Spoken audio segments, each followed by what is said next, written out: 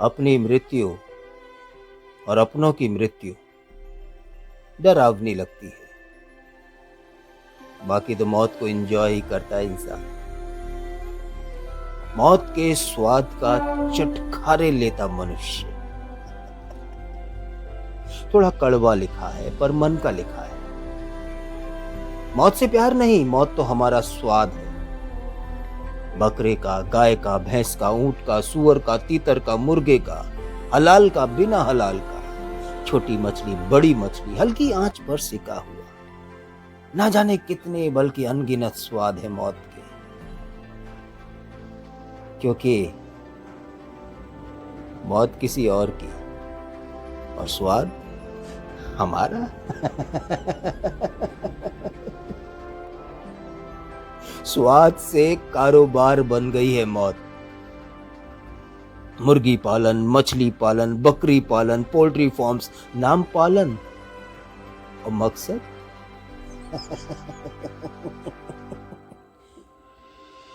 हत्या। Slaughter house तक खोल दिए गए, वो भी ऑफिशियल। गली गली में खुले ये नॉनवेज रेस्टोरेंट मौत का कारोबार नहीं तो और क्या है। मौत से प्यार और उसका कारोबार इसलिए क्योंकि मौत हमारी नहीं।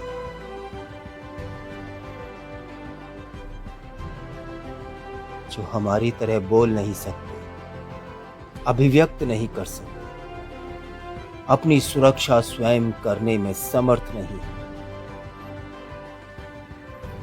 उनकी असहायता को हमने अपना बल कैसे मान लिया? कैसे मान लिया कि उनमें भावनाएं नहीं होती? या उनकी आहें नहीं निकलती?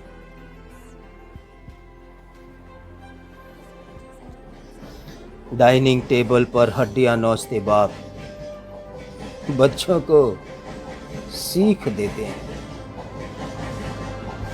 बेटा कभी किसी का दिल नहीं दुखाना, किसी की आहें मत लेना, किसी की आंख में तुम्हारी वजह से आंसू नहीं आना चाहिए। बच्चों में झूठे संस्कार डालते बाप को अपने हाथ में वो हड्डी दिखाई नहीं देती जो इससे पहले एक शरीर थी, जिसके अंदर एक आत्मा थी, उसकी भी एक मां थी, जिसे काटा गया होगा, जो कराहा होगा, जो तड़पा होगा, जिसकी आहें निकली है, जिसने बद्दुआ भी दी। कैसे मान लिया कि जब जब धरती पर अत्याचार बढ़ेगा तो ईश्वर सिर्फ तुम्हारी रक्षा के लिए अवतार लेंगे?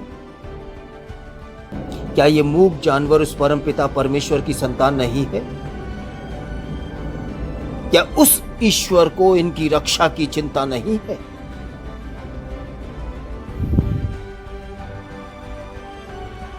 धर्म की आड़ में उस परमपिता के नाम पर अपने स्वाद के लिए कभी ईद पर बकरे काटते, कभी दुर्गा मां या भैरव बाबा के सामने बकरे की बलि चढ़ाते, कहीं तुम स्वाद के लिए मछली का भोग लगाते हो। कभी सोचा क्या है उसका स्वाद? क्या है उनका भोजन? किसे ठग रहे? भगवान को? वाहेगुरु को? मंगलवार को नॉनवेज नहीं खाता, नहीं, शनिवार को दिन नहीं नहीं, बिल्कुल नहीं जी। नवरात्रि में तो सवाल ही नहीं उठता। झूठ पर झूठ, झूठ पर झूठ, झूठ पर झूठ। हमारे बच्चों को अगर कोई ऐसे खाएगा तो हमें कैसा लगेगा? कर्म का फल मिलकर रहता है, ये याद रखना।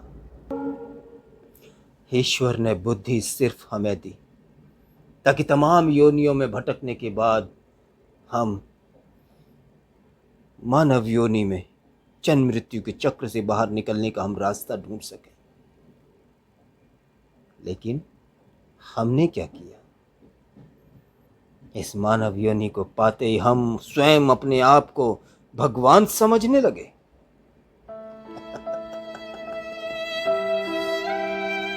अभी भी समय है। उसकी लाठी में आवाज नहीं